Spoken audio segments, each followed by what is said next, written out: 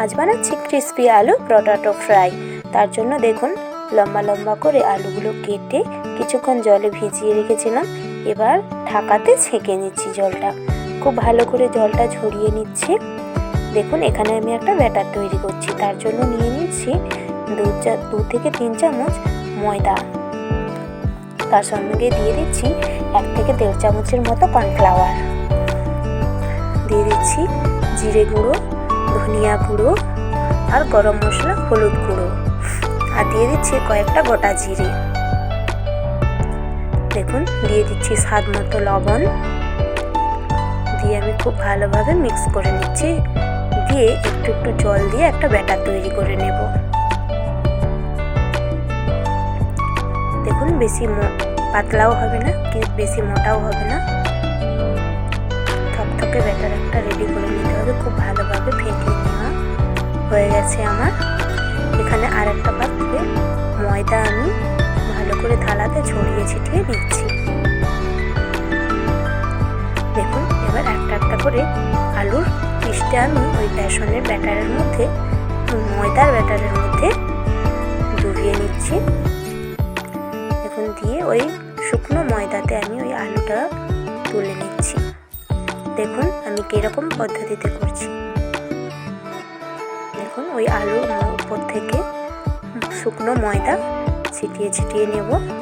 ছিটিয়ে আলুটাকে ঘুরিয়ে ঘুরিয়ে নেব, যাতে একটা শেপ তৈরি করতে পারি।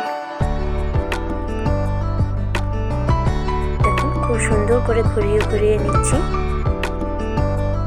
এমন করতে করতে ঠিক যেমন চিকেন পকোড়া টাইপস হয়ে যাবে।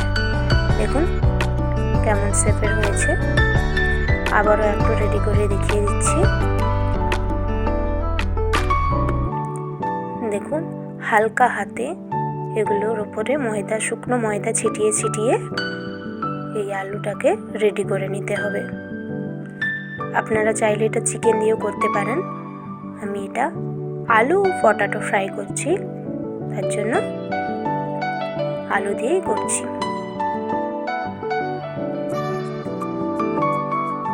দেখুন কত সুন্দর শেপের হয়েছে।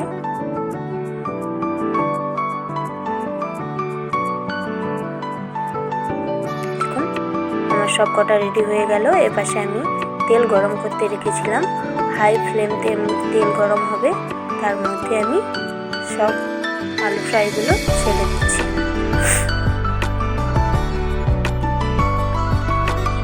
দেখুন এবারে আমি গ্যাসের আঁচটা কমিয়ে দিয়েছি, যাতে ভেতরের আলুটা সেদ্ধ হয়ে যায়। একটু হাতে সময় নিয়ে এই আলুগুলোকে ফ্রাই করতে হবে, তা না হলে ভেতরে কাঁচা রয়ে যাবে, ভালো লাগবে না খেতে। দেখুন এক সাইডটা আমার হয়ে গেছে, আরও একটা পিঠ আমি উল্টে দিচ্ছি ভাজা হওয়ার জন্য।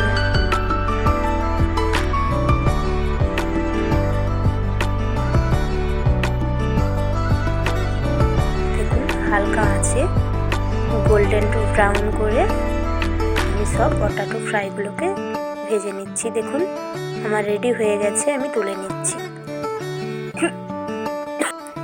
দেখুন সব কটা পটাটো ফ্রাই আমার রেডি হয়ে গেছে, পরিবেশন করে দিলাম সসের সঙ্গে। কতটা ক্রিস্পি হয়েছে দেখুন।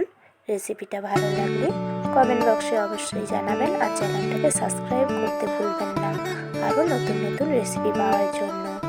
দেখুন খুবই সুন্দর ক্রিস্পি আলু পটাটো ফ্রাই রেসিপি। আজকের জন্য টাটা।